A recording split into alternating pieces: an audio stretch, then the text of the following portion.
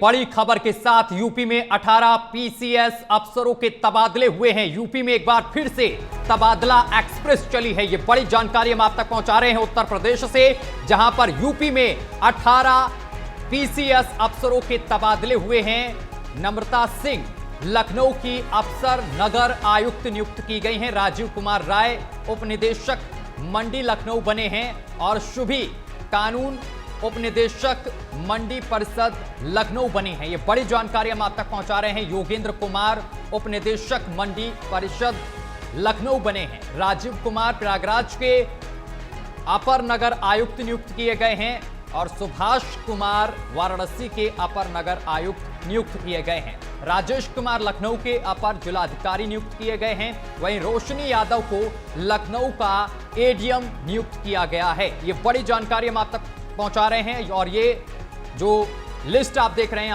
अपनी TV screen पर, ये वो लिस्ट है जिनके तबादले किए गए हैं जिन अफसरों के। तो उत्तर प्रदेश में एक बार फिर से तबादला एक्सप्रेस चली है। ये बड़ी जानकारी हम आप तक पहुंचा रहे हैं। कई वरिष्ठ अधिकारियों के तबादले किए गए हैं। रोशनी यादव लखनऊ की एडीएम नियुक्त की गई हैं। यूपी में 18 पीसीएस अफसरों के तबादले किए गए हैं। ये बड़ी जानकारी आपकी टीवी स्क्रीन पर लगातार हम आप तक पहुंचा रहे हैं। यूपी में एक बार फिर से तबादला एक्सप्रेस चली है। तो यूपी में 18 पीसीएस अफसरों के तबादले हुए हैं। बड़ी और अहम जानकारी इस वक्त की हम आप तक पहुंचा रहे हैं। यूपी में तबादला एक्सप्रेस चली है। यह बड़ी जानकारी आपकी टीवी स्क्रीन पर। यूपी में इन दिनों पुलिस और प्रशासनिक विभाग में तबादला एक्सप्रेस जारी है।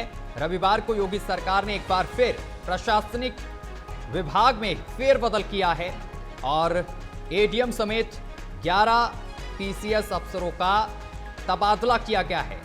ये बड़ी जानकारी लगातार हम आप तक पहुंचा रहे हैं, जहां आपको बताते चले कि तबादला एक्सप्रेस चली है। उत्तर प्रदेश में कई अधिकारियों के तबादले किए गए हैं।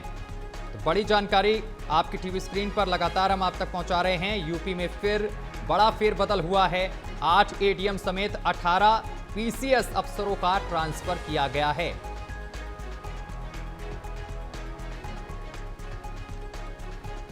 और इस खबर पर अधिक जानकारी के साथ विवेक त्रिपाठी हमारे संवाददाता अधिक जानकारी के साथ जुड़ गए हैं। विवेक, यूपी में एक बार फिर से तबादला एक्सप्रेस चली है, इसको आप किस तरीके से देखते हैं? देखिए, लगातार आईएएस, आईपीएस, इसके अलावा पीसीएस और पीपीएस सभी के तबादले हो रहे हैं। चुनाव के पहले, यानी पंचायत चुनाव की जो तारीखें हैं उसकी घोषणा हो सकती है। दिसंबर के बाद किसी भी दिन पंचायत चुनाव हो सकते हैं। ऐसे में जो सरकार है वो चाहती है कि सारे समीकरण तय कर लिए जाएं। इसके अलावा जो 3 साल से लोग जमा है अपने एक ही पद पर बने हुए हैं, एक ही जिले में बने हुए हैं, उनको हटाने की कवायद है।